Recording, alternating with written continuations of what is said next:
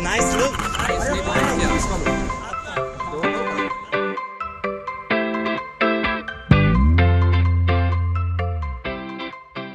Bollywood superstar Ranbir কাপুরের জীবনে প্রেম, romance আর চমকের অভাব একেবারেই নেই। কিন্তু এই গল্পটা একেবারে অন্যরকম। না, এটা তার পারিবারিক জীবনের গল্প নয়, এটা তার প্রথম বিয়ের কাহিনী। রণবীর ও আলিয়ার প্রেম কাহিনী শুরু হয় 2018 সালে, আর 2022 সালের এপ্রিলে তারা 7 পাকে বাধা পড়েন।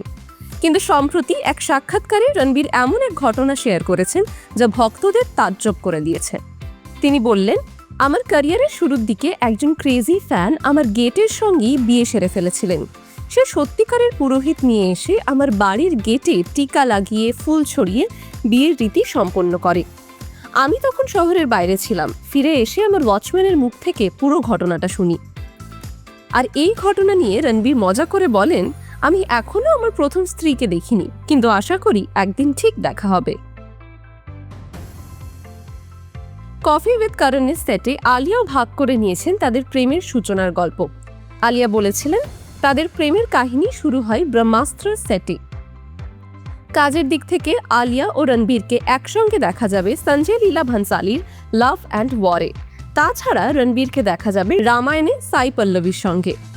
অফ স্ক্রিন হোক বা অন স্ক্রিন, রণবীর কাপুরের জীবনে চমকের কমতি নেই। কে জানে, হয়তো ভবিষ্যতে সত্যিই প্রথম স্ত্রীর দেখা পেয়ে যাবেন তিনি। আপনার প্রিয় স্টারদের আরও মজার আপডেট পেতে চোখ রাখুন টাইমস নাও খবরে।